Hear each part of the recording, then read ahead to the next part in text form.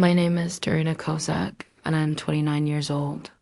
3 years ago, I was a track and field athlete training for the Ukrainian national championships in Lviv, running 400 meters in under 52 seconds with dreams of representing my country at international competitions.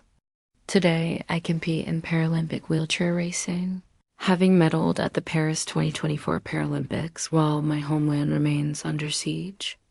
My running shoes have been replaced by a carbon fiber racing chair, and my sprint training has transformed into a mission to prove that war can destroy bodies but never the human spirit.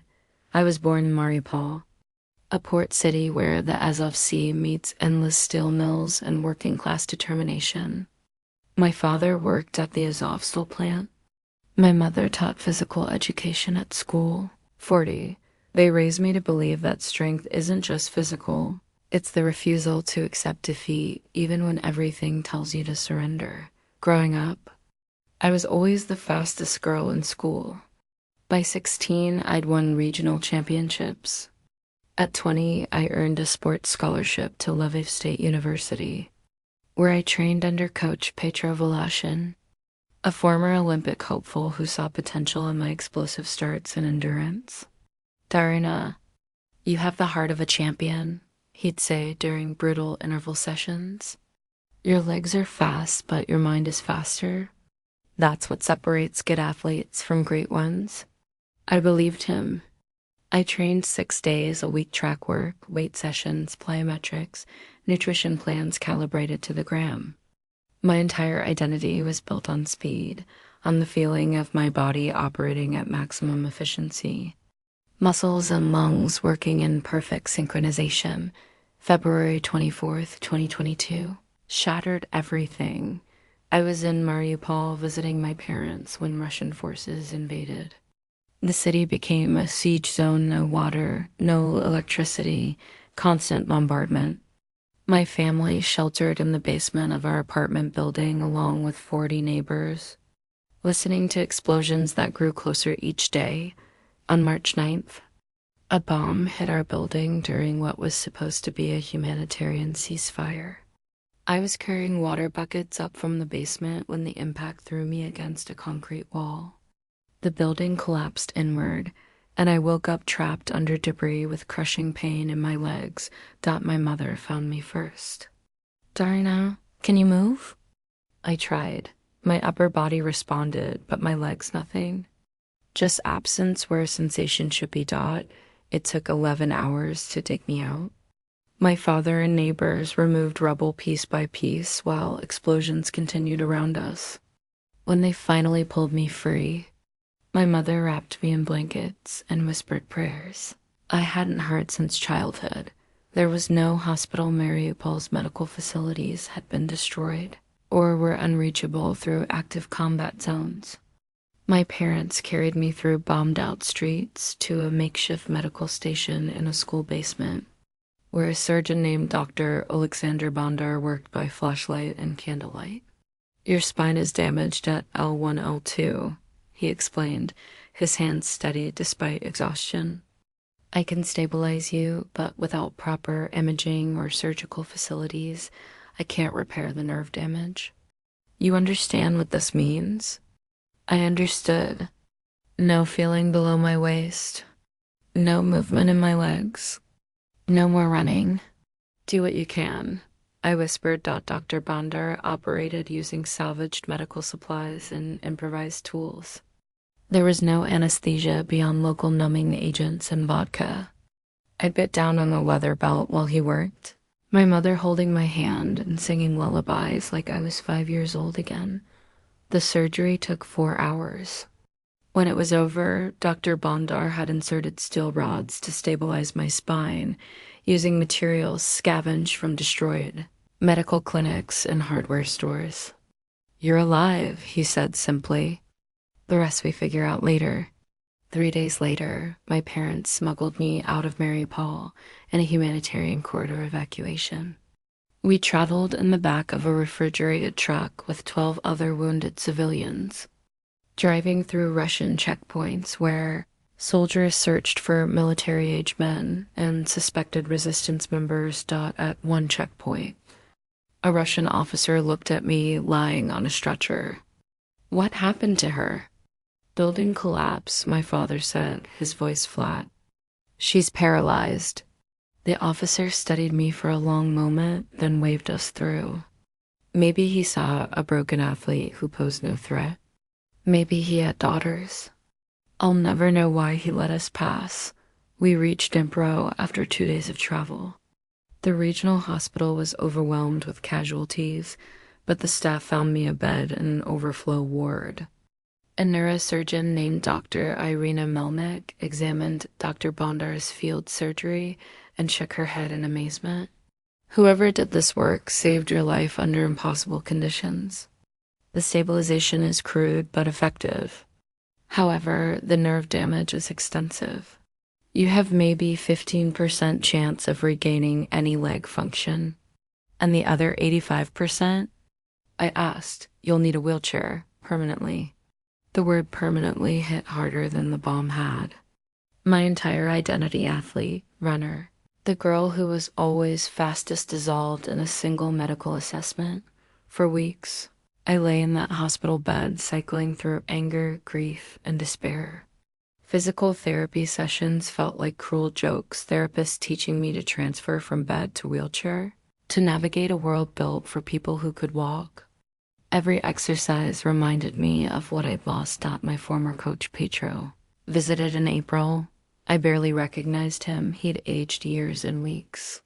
His eyes carrying the weight of a country at war. Coach, I'm done, I told him. My athletic career is over. He sat beside my bed and said nothing for a long time. Finally, Daryna, you're right. Your old career is finished. But I didn't train your legs, I trained your mind. That's still intact. What am I supposed to do with my mind? Think my way to the Olympics? No, but you can choose what happens next. You can decide if this injury defines you or if you define yourself despite it. His words didn't magically fix anything, but they planted a question. Who was I if I wasn't a runner? The answer came unexpectedly. Another patient, 34-year-old Serhiy Kowalski, rolled into my room one morning. He'd lost both legs to a landmine while serving in the Territorial Defense Forces. Heard you were an athlete, he said. Me too, football, semi-professional. Want to know what I'm doing now? Feeling sorry for ourselves? He laughed. Hell no. I'm training for a Paralympic competition. There's a sports rehabilitation program in Lviv specifically for war-injured athletes. They're recruiting. I can't even sit up without help. Yet. Look, I'm not saying it'll be easy. I'm saying it's possible. Your body changed, but your competitive drive didn't go anywhere. It's still there, pissed off, and looking for an outlet. He was right. Beneath the grief and anger, I still had the hunger to compete, to push my body to its limits, to prove something to myself and the world. 3 months after my injury, I enrolled in the Unbreakable Warriors rehabilitation program in Lviv. The facility occupied a converted gymnasium, filled with adaptive equipment and athletes who'd lost limbs. Mobility or vision to war. The head coach, Natalia Ishenko, was a former Paralympic swimmer who'd won bronze in Athens. She took one look at me, struggling with basic wheelchair control, and said, "You've got upper body strength and cardiovascular fitness from your running career. We'll rebuild from there." The training was brutal. Hours learning wheelchair propulsion mechanics, hand positioning, push angles, rhythm coordination. My shoulders burned constantly as muscles adapted to new movement patterns. I fell out of my chair repeatedly, learning to catch myself and transfer back independently. But slowly, competence emerged. My athlete's discipline, the thousands of hours I'd spent training through discomfort translated into rehabilitation progress. I learned to move the wheelchair with precision, to build speed through efficient technique rather than desperate pushing. 6 months post-injury, I tried a racing wheelchair for the first time. The carbon fiber frame was radically different from the standard hospital chair, low-slung, aerodynamic, with 3 wheels and hand rims designed for maximum speed. Natalia rolled me to the track where I'd once trained for running competitions. "Show me what you've got." I positioned myself at the starting line, hands gripping the push rims. When she blew the whistle, muscle memory activated. My arms drove downward in powerful strokes, the chair accelerating forward with surprising speed. The sensation wasn't running, it was different. More upper body intensive, requiring core stability and arm coordination I'd never needed before. But the feeling of speed, of pushing my body's limits, of moving faster than seemed possible, that was achingly familiar. I completed 400 meters, my old running distance, in 2 minutes 47 seconds. Pathetically slow compared to elite wheelchair racers, but faster than I'd imagined possible. Coach Natalia stood at the finish line with a stopwatch and a knowing smile. "Welcome back, athlete." Training intensified. I worked with physiotherapists on shoulder strengthening and injury prevention. Wheelchair racing is notoriously hard on upper body joints. I studied race videos of Paralympic champions, analyzing technique and pacing strategies. The psychological challenge proved harder than the physical. In my running career, I defined success through times and rankings that no longer applied. Paralympic wheelchair racing had completely different metrics, competitors, and standards. I had to rebuild my identity as an athlete from scratch. The breakthrough came during a regional competition in Kyiv, 8 months after my injury. Racing against other war-injured athletes, I found myself in a tight finish, arms burning as I pushed through the final 50 meters. I finished third. Not first like I'd always expected in running competitions, but crossing that finish line, I felt something I hadn't experienced since the bombing pure athletic joy. After the race, the winner, Alina Martinique, who'd lost her legs in a 2015 Donbas conflict, rolled over. "You've got talent." Ever think about training for Paris? The Paralympics? I just started racing 8 months ago, so I qualified for Tokyo with 11 months of training. The Ukrainian Paralympic Committee is actively recruiting war-injured athletes. They're looking for people with your competitive background. The idea seemed impossible, but Coach Natalia encouraged me to try. "Daryna, you spent years training to be one of Ukraine's fastest runners. That discipline doesn't disappear because your event changed.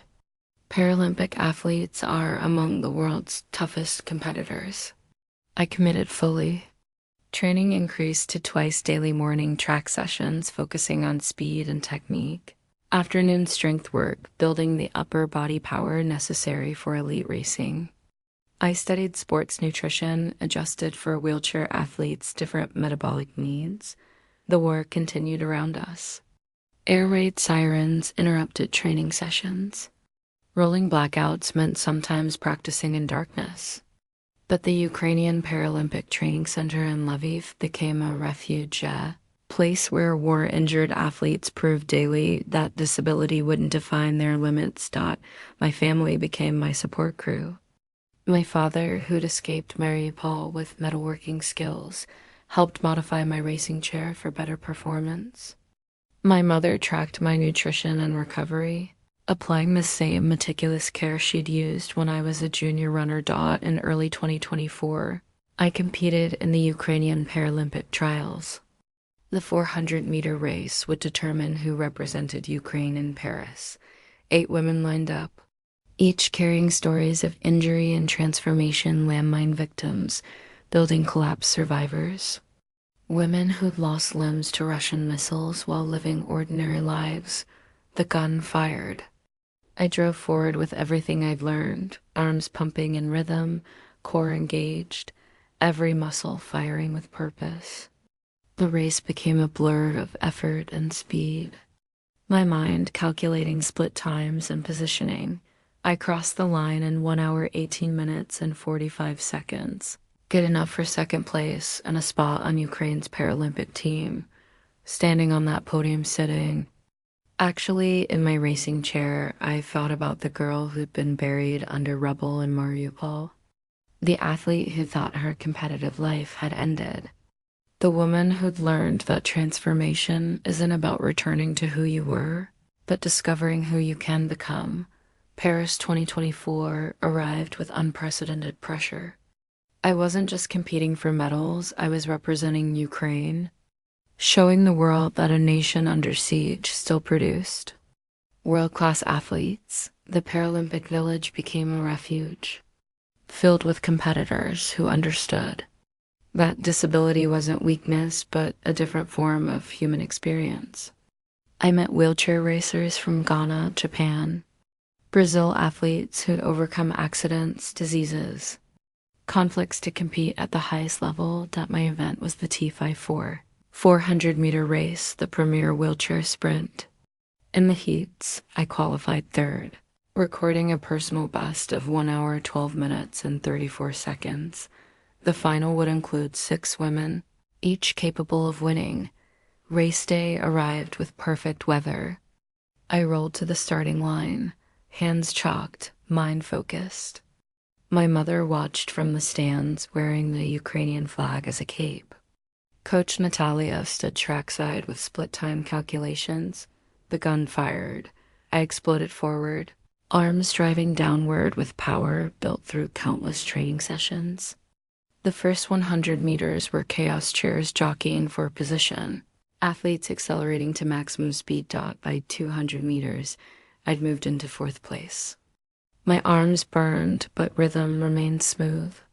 At 300 meters, I saw an opening on the inside lane and accelerated through it.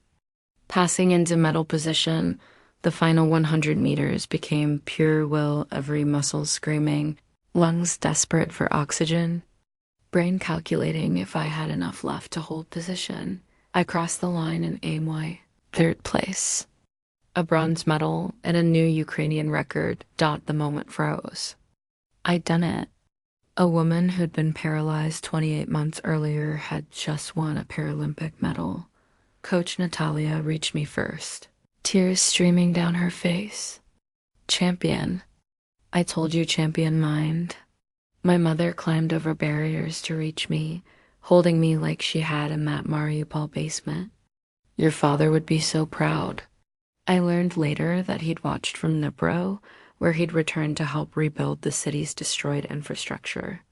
He'd recorded the race on his phone and replayed it constantly, showing neighbors and coworkers that his daughter was still the fastest woman he knew. The medal ceremony felt surreal. Sitting on that podium while the Ukrainian anthem played, I thought about everyone whose journey had intersected with mine. Dr. Bondar, who'd stabilized my spine with improvised tools. Serhiy, who'd told me about Paralympic sports when I'd given up hope. Coach Natalia, who'd rebuilt my athletic identity. My parents, who'd carried me through war zones and never stopped believing. This medal belonged to all of them. After Paris, I returned to Ukraine to continue training and coaching other war-injured athletes. The Unbreakable Warriors program had expanded, now serving over 200 athletes learning to compete in adaptive sports. My role shifted. I still train for competition. Los Angeles 2028 is already in my sights, but I spent increasing time working with newly injured athletes going through what I'd experienced. Last week, I met 19-year-old Anastasia Bondar, who'd lost both legs to a rocket attack in Kherson. She lay in her hospital bed, face turned toward the wall, refusing physical therapy. I was a dancer, she whispered. Ballet, what am I now? I rolled my chair beside her bed. You're someone figuring out what comes next. The dancer you were? That story ended, but you get to write a new one. Easy for you to say. You won a medal. Yeah, after spending 3 months hating everyone who told me things would get better. After falling out of my chair so many times I lost count. After crying in the shower because it missed running more than I thought possible to miss anything, she finally looked at me. Does it get easier? No, you get stronger. There's a difference. She started physical therapy the next day. The war continues. Buildings still collapse. Landmines still explode.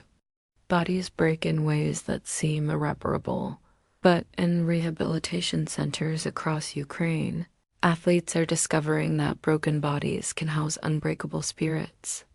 That identity isn't tied to specific abilities, but to the courage to adapt and persist. Tomorrow, I'll train for the 2025 World Para-Athletics Championships. My arms will burn during interval sessions. My shoulders will ache from repetitive strain. I'll push through because that's what athletes do. We find our limits and then figure out how to exceed them. The girl who ran 400 meters in under 52 seconds is gone. In her place is a woman who races in a wheelchair, coaches other survivors, and proves daily that courage isn't the absence of fear or pain. It's the decision to keep moving forward despite both. I am Daryna Kozak, Paralympic bronze medalist, war survivor, coach, athlete. I am proof that the human spirit races fastest when everything tries to slow it down. My wheels are ready. The track is waiting, and I have so much further to go.